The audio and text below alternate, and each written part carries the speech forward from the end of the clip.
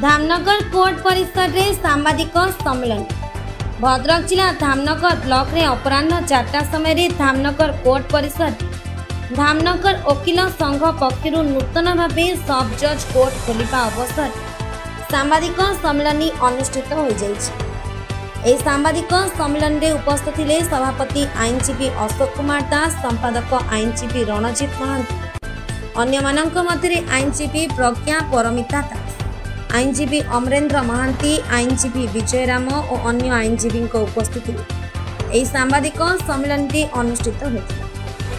Dhamnagar court को सब जज कोर्ट रो अनुमोदन मिलिथिबारु आईनजीवी नहीं मुख्यतः आईन मंत्री पृथ्वीराज हरिचंदन, मुख्यमंत्री मोहन चरण माझी, उच्च शिक्षा मंत्री सूर्यवंशी सूरज को धन्यवाद देवा सहित उच्च न्यायालय प्रधान विचारपति और भद्रक जिला जज कोर्ट विचारपति धन्यवाद अर्पण करते। सांबादिक सम्मेलन में धामनगर सांबादिक संघर समस्त सांबादिक उपस्थित रही।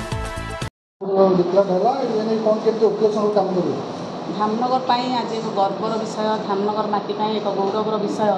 आम कोर्टे आम धामनगर आज सब जज कोर्ट खोलुची, जहाँफल बहुत दूर दूरांतर आसुवा जनसाधारण मैंने बहुत उपकार पाइबे, खर्चांतर रक्षा पाइबे।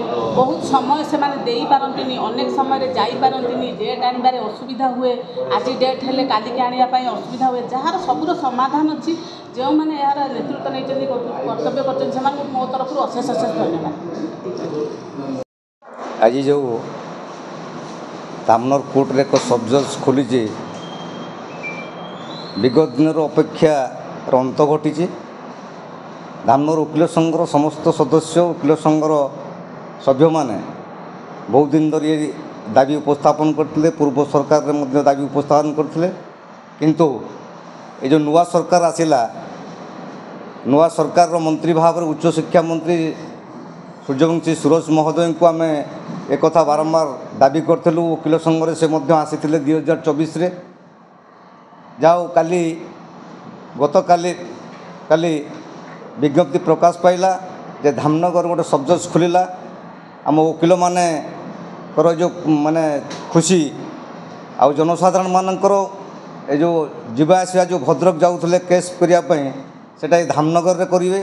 विशेष पक्षे मु धन्यवाद देवी ओडिशा सरकार को, मोहन माझी को, राज्य सभापति मनमोहन सामल को, आईन मंत्री पृथ्वीराज हरिचंदन को और आमर युव मंत्री उच्च शिक्षा मंत्री सूर्यवंशी सूरज को जेहेतु अति शीघ्र आमको ये जो उपहार देले से आंतरिक शुभेच्छा जनाऊँ। एक सिविल सीनियर डिविजन पूरा प्रतिष्ठार आवश्यकता अच्छी एक उपस्थापन करूँ। मात्र आमर परम सौभाग्य जे आज ओडिशा सरकार तरफ आमर माननीय धामनगर विधायक प्रिय मंत्री प्रचेषार सदिच्छा प्रेरणा आईन मंत्री विगत दिन में आसते धामनगर महोत्सव को एवं आम जाई आईन मंत्री बासभवन भेटी दाबी उपस्थापन करूँ। एथिपाई ये जो नोटिफिकेशन बाहरी ओडिशा प्रदेश में 4टी स्थान में सिविल सीनियर डिविजन प्रतिष्ठा हो और अन्यतम धामनगर भली स्थान में ये कथा ओडिशा सरकार आम पाखे पहुँची।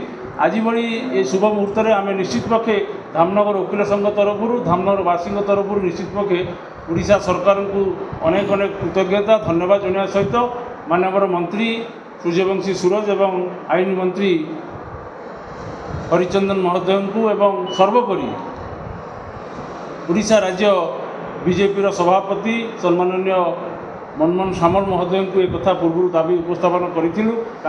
कृतज्ञता धन्यवाद जनाया सहित विशेष भाव में आमर भद्रक जिला जज एवं ओडिशा उच्च न्यायालय न्यायाधीश को कृतज्ञता एवं धन्यवाद जनाऊँ। धामनगरवासी बहुत दिन अपेक्षार अंत घटी। नूतन सरकार आसला परे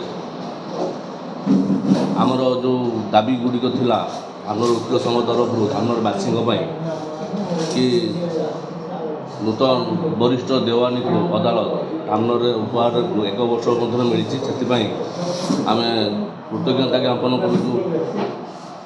मोहन सरकार को कृतज्ञता धन्यवाद देवु मंत्री सूर्यवंशी सूरज आम विधायक एवं मंत्री आईन मंत्री पृथ्वीराज हरिचंदन को सर्वोपरि मनमोहन सामल महोदय को तांकर प्रचेष्टा आमर चेष्टा तांकर प्रचेष्टा आज धामनगरवासी एक वरिष्ठ देवानी अदालत पाइले जहाँकि साधारण लोकंर बहुत समस्यार समाधान हम जो जो मकदमा से भद्रक जाऊे खर्चांत होते दिन भरी कमे होते 10-15 मिनट आसी केस्र